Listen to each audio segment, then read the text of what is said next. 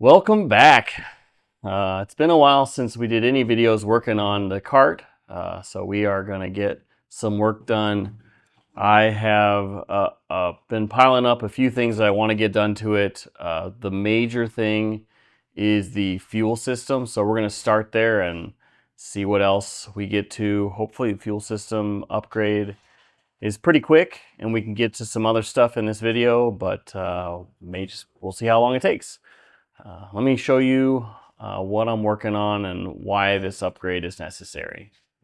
Okay, let me talk about the issue that I've been experiencing with the fuel system and why I'm kind of after an upgrade. Base fuel pressure is supposed to be about 72 pounds, and there's a high pressure fuel pump up on the fuel rail at the engine, but in the back I need a pump that basically sends a consistent 72 pounds of pressure up to that rail. And the warmer it is, the lower the pressure is. I've seen pressures as low as like 62. So it's dropping more than I would like in fuel pressure, especially on hot summer days. And so we're going to do a number of things to try and address that. The major thing is going to be this fuel pump. The tuner that I plan on using spoke pretty negatively about the Aeromotive A1000, and I've gotten a number of other pieces of advice from people that are knowledgeable in the area that say that particularly for cruising or road course driving, you want a more reliable pump. That might be great for drag racing where you're only using it for a few seconds, but in my case, we're gonna upgrade. So I've got a MagnaFuel pump that we're gonna throw in here that came on some recommendations, and gonna address a bunch of other things as well. I bought some reflective heat shielding that we're gonna throw over the tanks so this black tank doesn't soak up so much heat in the summer. We need to address the return lines. So the fuel lines might be hard to see down at the bottom down there. You can kind of pick up the two inlet and outlet coming from the fuel tank. So the fuel pump, as it pumps, heats up the fuel, goes through the pressure regulator, and then it's coming right back and dumping that warm fuel right next to where it's picking up new fuel. So we're kind of creating a cycle down in the bottom of this sump that is just warming up the fuel. So the return's going to get capped off down here, and I'm planning on drilling a new hole at the top of the tank up here for return, so that the warm-ish return fuel isn't being picked straight up by the fuel pump again. We are also going to upgrade. That's an AN6, or actually it might be AN4. We're going to upgrade to a larger vent. Put a rollover valve in it while we're at it, because I've just been using a loop, but we're going to put a real rollover valve and a bigger vent in there so that it doesn't create as much suction in the fuel tank. That may be contributing. I don't think it's contributing much, but that might be contributing to the low fuel pressure. Although I see the low fuel pressure even at idle, so that should be plenty to handle that. So, well, we're going to go ahead and upgrade that. And I have a fuel cooler that we're going to throw on this line here. So the new system will pull fuel, send it through a pump relative in the same area. We're going to go ahead and check these pre and post fuel filters while we've got it out. It's going to flow through the fuel pressure regulator that's down in that little hole there, back up to a cooler, then back into the tank up here in the corner. Hopefully all of that takes care of the low fuel pressure, and I get a rock solid 72 psi, no matter if it's hot or cold, no matter if I'm pushing it hard or idling it. That's what I'm after. This thing I think has about half a tank and holds about 10 gallons. When it's full, sometimes I can get 11 in there. If it's just bone dry, I can get 11 gallons in there. But I think it's about half full right now, so we're going to drain that into a jug here, and so we can get started working on this. The other thing I might do is pull out some of the fuel cell foam that's in here. This should be a 16-gallon tank, but like I just said, at most I can get about 11 gallons in it. So I'm losing about 5 gallons to the foam that's in there. I've seen people upgrade to wiffle balls and stuff to add baffling, and it is sumped, so I might do that, throw some wiffle balls in there. I might leave some of the foam. I don't know. I'm going to pull the top off and look at the situation in there and make some decisions after I get the top off of this thing.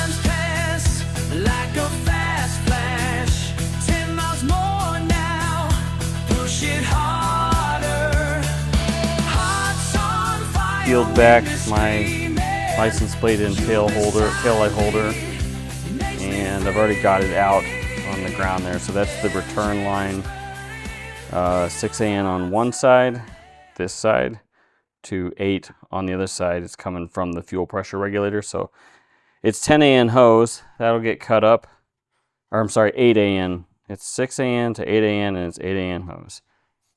And this is where it was going in, so I just got an 8 AN cap thrown on there. And so supply will come from this side, 8 into the fuel filters. So I need to disconnect this out now and start mocking up how this fuel pump's going to go in here. Okay, well, I mean, nothing's bolted in, but I've got that MagnaFuel 625 drop down in there. It is quite a bit smaller than the A1000. Weight wise, it's pretty close to the same weight, it feels like, but I can drop this down a little bit lower. So that has me thinking I was gonna run this fuel cooler right here up on this rail. Let me swing over here. But it's a little more exposed than I'd like. It says to leave this cardboard on, so you've got it set up so you don't damage the fins. But I'm thinking because that pump is so much smaller, not so much, but it is smaller, that for packaging purposes, I might build some brackets and have this thing kind of float above the fuel pump. That'll keep it out of the way a little bit, less exposed and prone to damage. So I think I'm going to do that. Build up a couple little small brackets to mount this thing on and kind of hang it over the top of the fuel pump. The other thing I did was pull apart the pre and post fuel filters. This one's 1,000 or 100 microns, and then the post filter, which you can't see right now, is a 10 micron filter. So, and they're Aeromotive replaceable filters in these PDY housings. I've got a video on this on my channel, probably 2 years ago on this setup, and it's a cheap way to do this. But anyhow, pulled them apart. There was a little bit of debris in the 100 micron. It didn't look bad. They're cheap enough, though. I'm going to go ahead and order another one. And that one looked a little more dirty. Now it's the 10, so it should be picking up a whole lot more. So I'm definitely going to replace that while I've got this whole system apart. So they'll get fresh filters. I forgot to order them, so I got to get those on order before I can slap this whole thing together.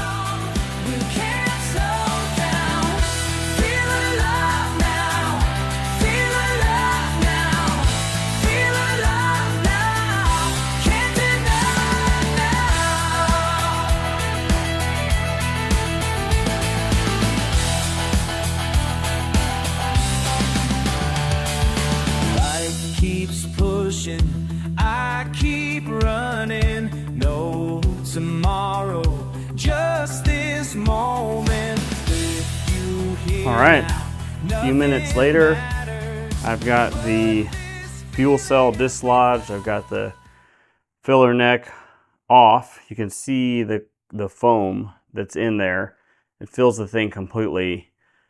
And a few more gallons of capacity would be nice sometimes when I'm driving this thing. So I feel like, particularly on a HPDE or PDX, whatever you call them, on a track day, I definitely run out of fuel before the end of the day. And if I had 3 or 4 more gallons, I might be able to make it to the end of the day. So I'm going to look at some possible solutions there. I don't know if I can maybe...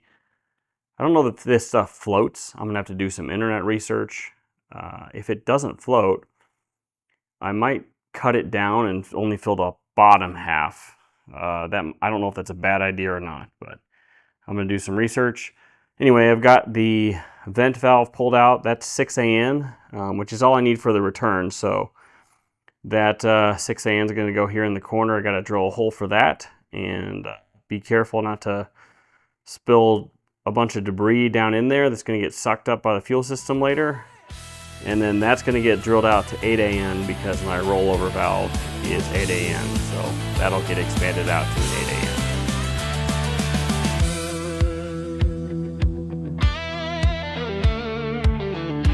Can't slow down. Baby, hold on. We can't slow down.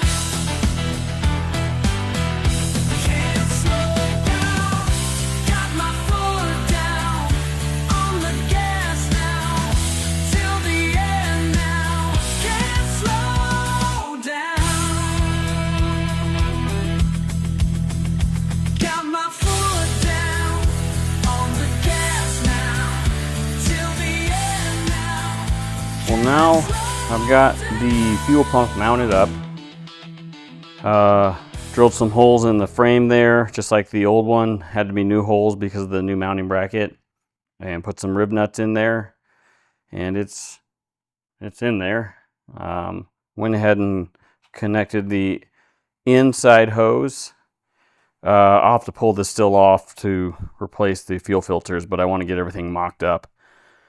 One thing to note on this Magna Fuel, it's a lot smaller.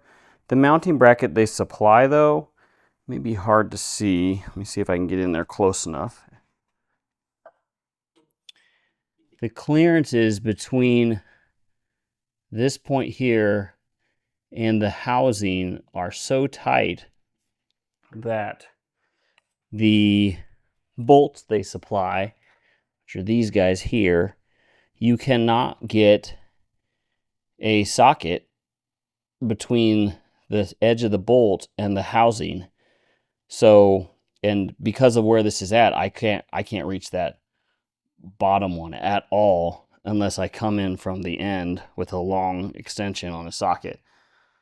So I had to switch to some hex head or some Allen head bolts that I had laying around that were the same thread. Fortunately, I had some because I hoard all my bolts. So I doubt Magna Fuel ever watches this, but if you do, some Allen head bolts might be a better fit there because of the tight clearances. I still haven't drilled out the holes yet. I decided to move over to this. I think I'm going to start working on a mounting plate for the fuel cooler so that I can start mocking up all the AN lines that I'm going to need. Got those brackets cut out of a little bit of aluminum, scrap aluminum I had around, and this is all mounted in there. I use the bolts on the top of the wing mount, so if I take this wing off, which I do occasionally, you'll have to pull this mount off, but it'll bolt right back into the same spot, so not a big deal. So next I need to work on cutting the proper length 6AN lines here.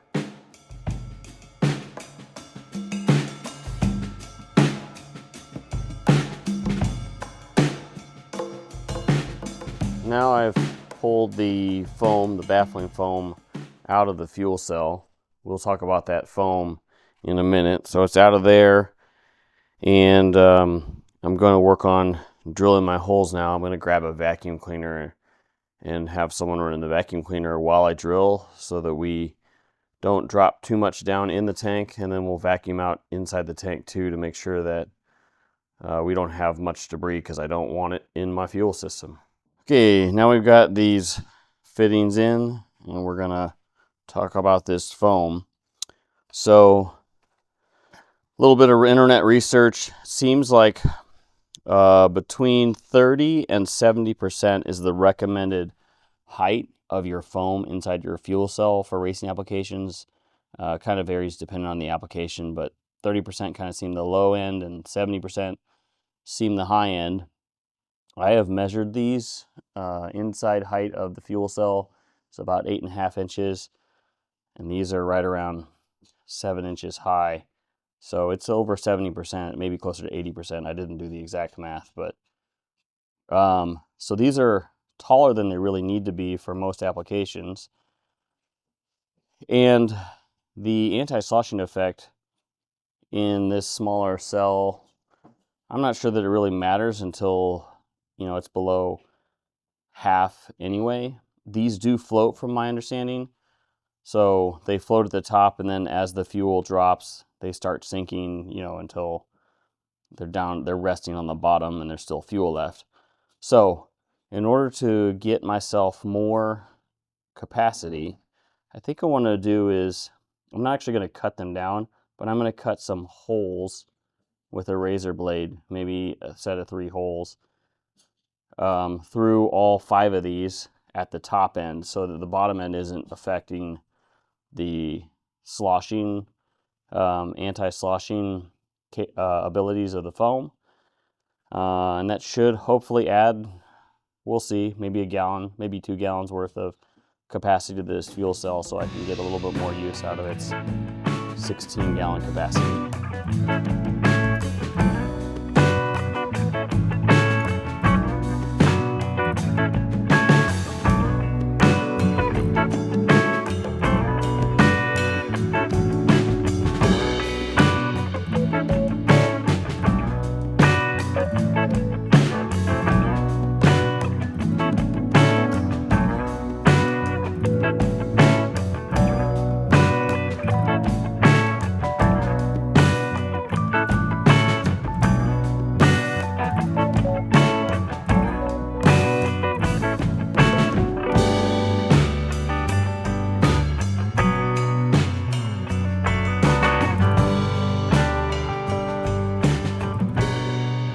Okay, here's what I've come up with. Rather than cutting holes, I just decided to cut channels in the top.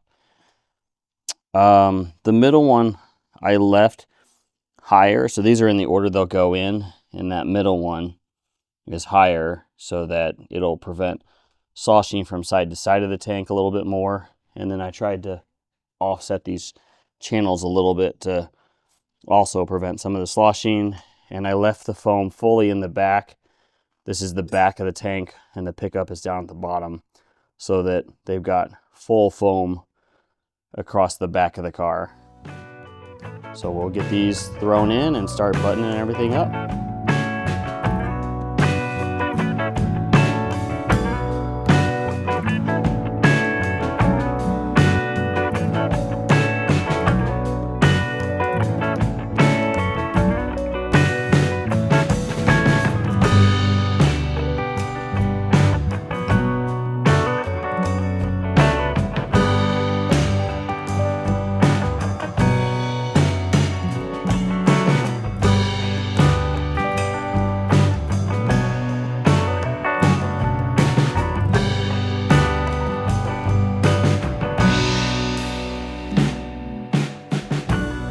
Everything is pretty much tightened back together.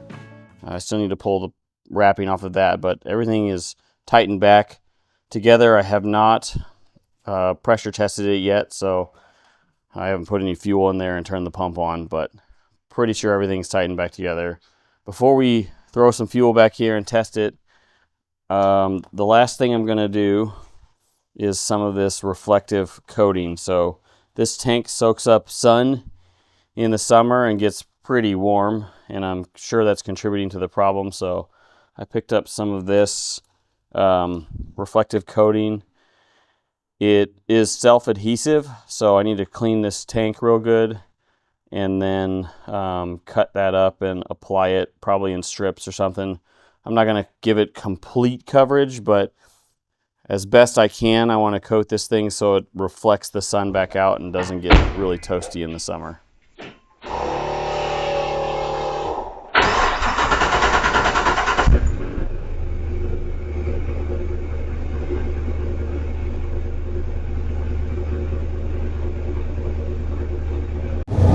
All right, I don't know if you can hear me over the sound of the car, but I fired it up and have brought it to idling temperature, checked all of the connection points and made sure we're not leaking, and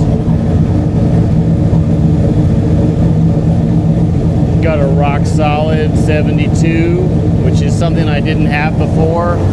It would fluctuate a little bit, so it's warmed up and it's staying right at 72. Sometimes it bounces down to 71, but I'm sitting here running for 5 or 6 minutes in the garage. It would have dropped by now with the old setup. This video is getting a little bit long, so I'm going to do one more thing and then we'll call it an end here. I've been needing to do this for a little while. Down here is my vacuum pump, and it's needed after the engine swap. Just not enough vacuum for the brakes, so I added this vacuum pump, but it's wired directly to the master cylinder, or the vacuum booster. So this is the vacuum ball off of the C4 Corvette. I had it lying around still, and so I want to plumb it into that line so that there's a little bit extra larger volume of vacuum in the system, so this pump doesn't run at every stoplight when I push the brake. So I'm thinking I'm going to mount it here on the frame rail. I don't know, I might play with a couple other mounting options, but that so far looks the best. And then it's got a single line coming off here that I just need to tee into this vacuum line here, and it should be pretty simple. And then we can be finished with this series of upgrades. A couple of self-tappers later and some hose cutting, and this is all plumbed up, ready for a test drive, both for the fuel system and the vacuum system. Well, I'm not really sure you can call it success. Let me tell you what's going on. I'm going to end the video here. Maybe you guys can drop some comments about what you think might be going on. Give me some ideas on where to start. So, beautiful sunny day outside. I drove it to work this morning. It's probably mid-70s outside right now. And it's sitting in direct sun through the afternoon. So, sitting, cold engine, come out to work. And I start up the engine and it's like 64-ish pounds of pressure on the sensor, which is on the rail. And on the drive home, it got up to 67 point something. I didn't record that. And then by the time I got back home, and it dropped down to 65. Most of that dropping happened sitting at stoplights. So cruising on the interstate, it was slowly creeping up, and then once I got to side roads and had to stop stoplights, it started dropping back down to 65-ish. Figured for an experiment, I parked it in the garage, left it running, and went inside and grabbed some ice and threw it on the cooler to see if it did anything. Now, it does have a full tank. I stopped and filled it up with a full tank of gas this morning, so I'm not sure how much of that volume of, let's say, 12, 13 gallons of fuel the ice would have cooled, but I left it on there for 2 or 3 minutes and didn't really see the pressure change at all. So still right at 65, 65 point something, sometimes bouncing down to 64. So really no change with ice on the fuel cooler. I think I've done everything that makes sense to do to get the fuel pressures down when it's warm. So I think maybe we're looking at, I don't know, an issue with the sensor that just once it gets warm sitting under the intake, it just reads a lower pressure. I'm not entirely sure. I have replaced that once. The last pressure sensor went bad and started reading erratically. So I don't know if you guys have ideas or thoughts about what may be going on. Please comment below. That'll do it for this one. Thanks for watching, and I'll see you on the next one.